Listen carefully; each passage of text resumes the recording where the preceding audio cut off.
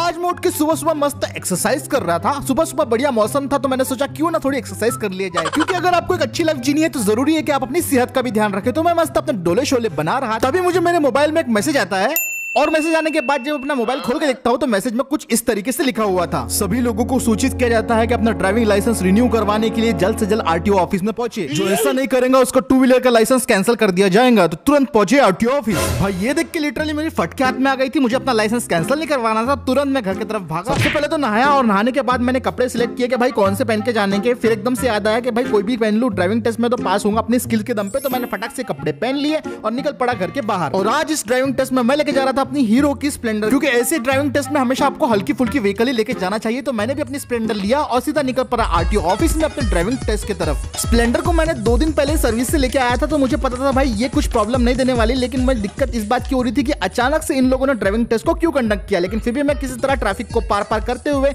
सीधा हाईवे की तरफ पहुंच गया। जब आरटीओ ऑफिस नजदीक आ रहा था तो मैंने कुछ नोटिस किया। यहाँ पे मुझे दिखता है भाई थोड़ा मेले टाइप का नजारा, मतलब मैं देखता हूँ कि रैम से झूले हैं। मैं बोला ये किस लिए है, मुझे लगा यहाँ पे कोई मेला वेला लगा होगा। तो मैं छोड़ा उस चीज पे ध्यान नहीं दिया और मैं सीधा आरटीओ ऑफिस की तरफ मैं अपनी गाड़ी को मोड़ देता हूँ। पर टू माय सरप्राइज भाई वहां पे था एक जंबो हेलीकॉप्टर। और मैंने जब वहां पे देखा तो उसके अंदर एक पुलिस वाले भाई साहब थे और वो मुझे बोल रहे थे तुझे ड्राइविंग टेस्ट देने का है। तो मैंने बोला हाँ सर मुझे टेस्ट देने का है। तो उन्होंने बोले बाइक अंदर लेके आ जा। तो मैंने बाइक अंदर चढ़ा दी और उसके बाद मैं और मेरी बाइक दोनों भी हेलीकॉप्टर के अंदर थे। मुझे समझ में नहीं आ रहा था क्या हो रहा था। और फिर हेलीकॉप्टर का बैक डोर बंद हुआ और हेलीकॉप्टर हवा में उड़ने लगा।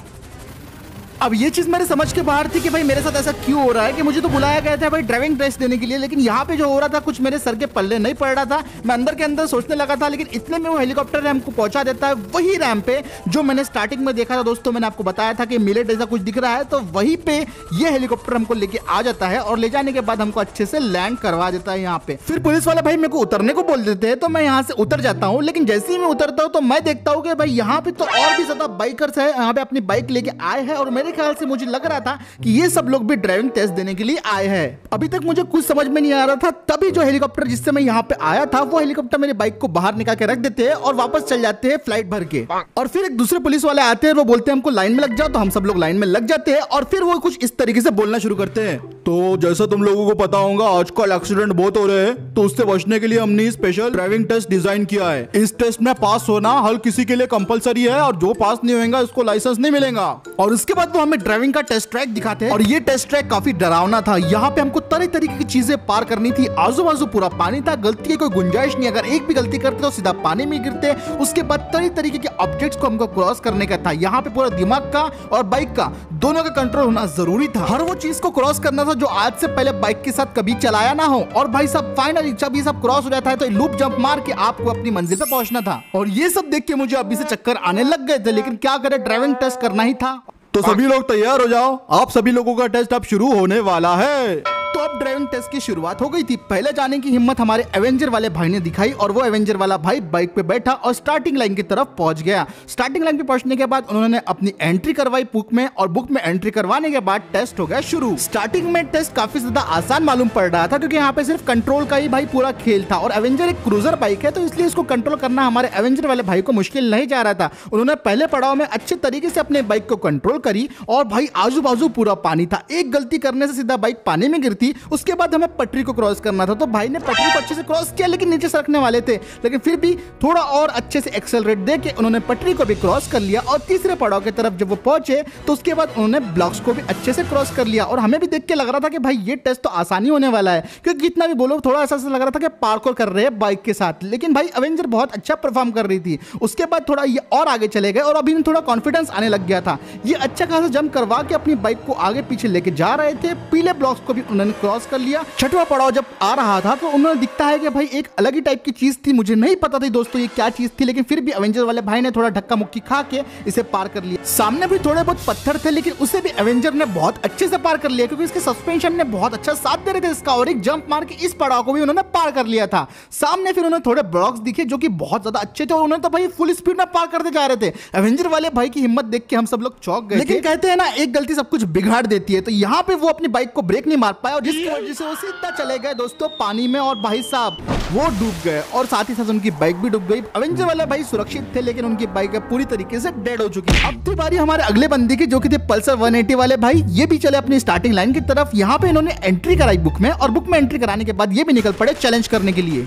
पहले पड़ाव पे इन्होंने भी पूरी फुर्ती दिखाई, पूरी रफ्तार दिखाई और अच्छे से पार कर लिया उन्हें। और आजू बाजू जब पूरा पानी दिख रहा था तो हो सकता है ये थोड़े डर गए हो, इसलिए उन्होंने थोड़ी स्पीड स्लो करने की कोशिश की, लेकिन दूसरे पड़ाव को भी उन्होंने अच्छे से पार कर लिया। पटरी को पार करके जब ये ब्लॉक्स की तरफ बढ़ रहे थे तो मेरे ख्याल से शायद इनको दिखा नहीं या फिर क्या हुआ पता नहीं, इन्होंने कर दी एक बहुत भयंकर मिस्टेक और भाई सीधा ब्लॉक्स के अंदर जा गिरी है। अब ये अपने बाइक को रिवर्स लेने की कोशिश कर रहे थे, पर ये इसमें बुरी तरीके से नाकाम हुए। बाइक निकलने का नाम नहीं ले रही थी और भाई घिसटते घिसटते बाइक सीधा पानी की तरफ बढ़ चढ़ी और भाई उनकी जो पूरी बाइक है पानी में गिर गई। अब इनकी बाइक डेड हो चुकी थी और ये जो है भाई पानी में तैर रहे थे। और अब बारी थी अगले बंदे की, जो कि थे हमारे केटीएम वाले भाई। और इन्हें भाई पता नहीं पहले से कुछ ज्यादा जल्दी थी। इन्होंने बुक में एंट्री कराते बराबर थोड़ा सा भी नहीं रुके और बोले मैं ही जीतूंगा। और इन्होंने अपनी बाइक को इतनी स्पीड से लॉन्च किया ना कि हम सभी लोग शॉक रह गए। हमको लगा यही जीतने वाले हैं, लेकिन ऐसा कुछ हुआ नहीं है और फट से पानी में गिर गए और बाइक उनकी वहीं की वहीं डेड हो गई और वो बस पानी में तैर रहे थे। मतलब ये तो शुरू होते ही खत्म हो गए। अब जब पल्सर वाले भाई की बारी आई तो हमें इन्हें देख के लग रहा था कि ये तो कर ही लेंगे, क्योंकि ये काफी रिलैक्स होकर केयरफुली अपनी गाड़ी को चला रहे थे, एकदम बिल्कुल कंट्रोल बनाए रखे। लेकिन शायद ये भूल गए थे कि इनके टायर की चौड़ाई थोड़ी ज्यादा है और उसी चक्कर में इनकी बाइक सीधा नीचे गिर पड़ी और भाई ये भी पानी के अंदर इनकी बाइक समा गई और ये पानी में अब तैर रहे थे। तो अब सिर्फ मैं बचा था और भाई मुझे लग रहा था कि भाई ये सब लोग तो आ गए, मैं अपनी स्प्लेंडर के साथ क्या करूंगा।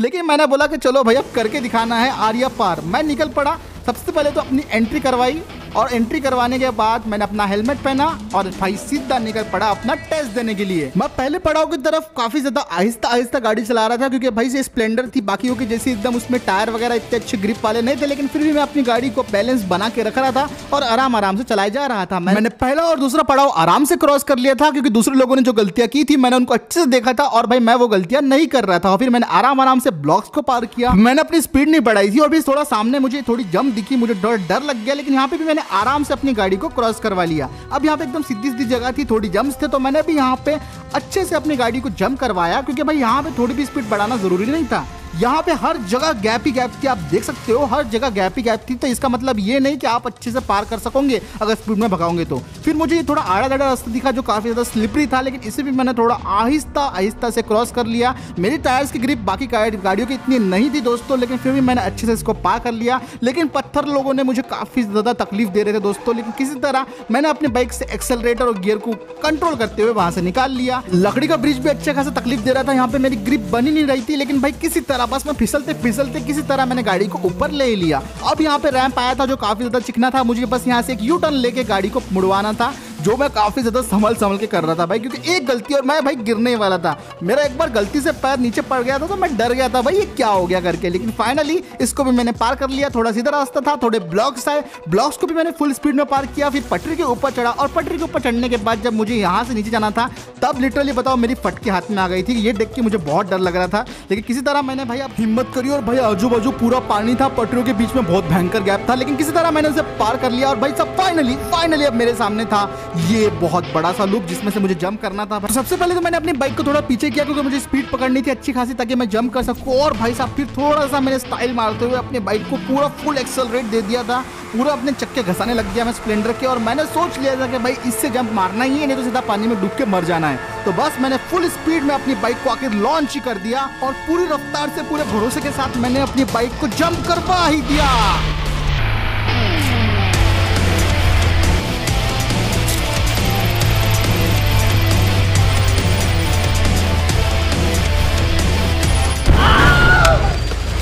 लैंडिंग तो मेरी उतनी ठीक नहीं हुई, मेरी बाइक को और मुझे अच्छा खासा नुकसान आया था, लेकिन मुझे हेलमेट ने अच्छे खासे तरीके से बचा लिया था। लेकिन मैंने इस ड्राइविंग टेस्ट को पार कर लिया था और मैं तो यहाँ का इकलौता विनर दोस्तों। शाबाश बेटे शाबाश, हमको लगा था कि कोई पार ही नहीं कर पाएगा, लेकिन तुमने कर लिया। चलो ये लो तुम्हारा ड्राइविंग लाइसेंस। ये सुन के मैं काफी खुश हुआ। हालांकि मेरी बाइक की हालत थोड़ी खस्ता हो गई थी, लेकिन बाकी लोगों की तरह एटलीस्ट मैंने अपनी बाइक तो नहीं गवाई थी, मेरी बाइक भी मेरे पास थी और मेरे पास लाइसेंस भी था, तो मैं काफी ज्यादा खुश था। तो ये वीडियो अगर पसंद आया तो आपको लाइक कर दो, शेयर कर दो, चैनल को पहली बार देख रहे हो तो सब्सक्राइब भी कर दो और मैं मिलता हूँ आपसे।